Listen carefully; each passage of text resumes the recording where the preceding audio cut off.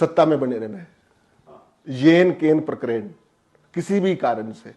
और ये इस चुनाव में जो 2014 का हुआ ये साबित हो गया। 2014 का चुनाव क्या था? 2014 का चुनाव था भयंकर एंटी इनकम्बेंसी थी मनोहर लाल खट्टर के खिलाफ, बहुत भयंकर।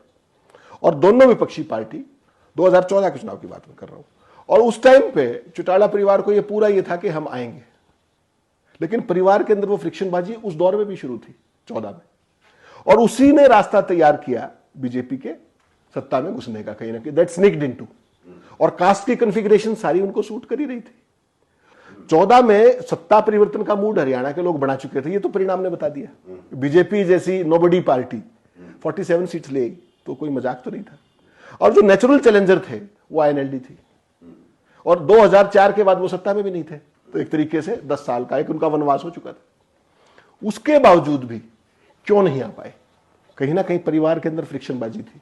अजय सिंह और अभय सिंह के परिवार में टिकटों का डिस्ट्रीब्यूशन भी गलत हुआ, और जो उनका पिछला चला आ रहा था कहीं ना कहीं उसने भी रोल प्ले किया। और बीजेपी जो अकेली चुनाव लड़ी उसमें भी उनका कॉन्फिडेंस दिखा, और बीजेपी को इंडिपेंडेंटली हरियाणा के लोगों ने देखा नहीं था। तो वो कारण बना बीजेपी के हरियाणा में उदय का, जो आप बात कर रहे थे। उसका जो परिणति हुई वो 2019 में सामने आई। 2019 में पूरा स्टेट, आपने भी देखा, आप हरियाणा में आए थे उस टाइम भी, एंटी इनकम्बेंसी की भयंकर लहर हरियाणा के अंदर थी, और सारी चीजें फिर चौटाला के परिवार को सत्ता में आने का माहौल था, और कांग्रेस भी नॉकिंग उस पे थी बिल्कुल। हुआ क्या? गोहाना की वो रैली आपको याद है, जहां पर वो परिवार बिल्कुल दो फाड़ हो गए।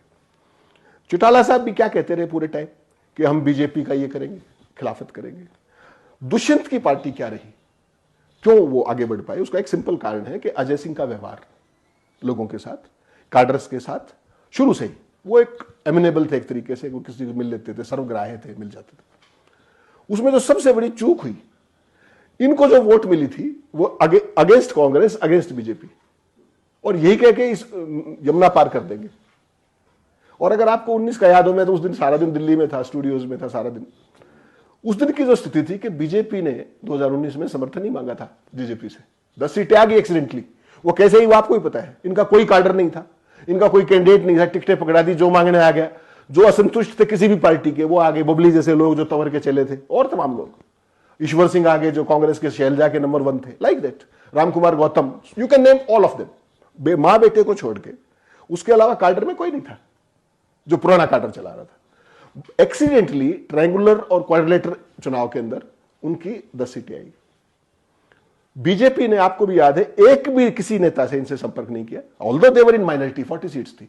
उन्होंने वो जो 10 इंडिपेंडेंट्स है वो सारे जुगाड़ लिए थे, और कांडा ने जहाज लगा दिया था, दिल्ली में वो आ भी गए थे। All of a sudden next day Anurag Thakur और दुष्यंत का आपस का एक कोई मित्रता है, बिना मांगे इन्होंने जाके समर्थन रख दिया।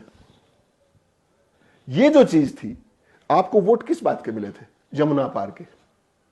तो इस बात से एक चीज साबित हुई कि जो पूरे परिवार की जो पूरी रियासत चली आ रही थी, जो एक परिवार की जो एक 3 पीढ़ियां जो काम पॉलिटिक्स में लगी हुई थी, उसने अपॉर्चुनिज्म का एक तगमाइन की छाती पे यहां लगा दिया कि कुछ भी हो हमें तो सत्ता में रहना है।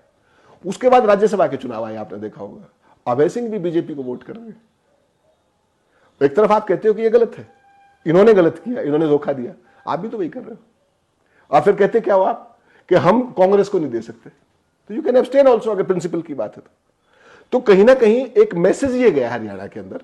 और देखिए, सबसे ज्यादा वोट जो जेजेपी को जो वोट मिले ना, कोई माने ना माने, एक वर्ग के मिले थे जो इस सरकार का सबसे बड़ा विरोधी है। तो उसके बावजूद जो उनकी गोदी में जिस तरीके से जाके बैठे, तो जेजेपी ने जो अपनी यूएसपी थी एक पर्टिकुलर खट्टर विरोधी लहर की, वो तो खराब कर ही ली अपनी।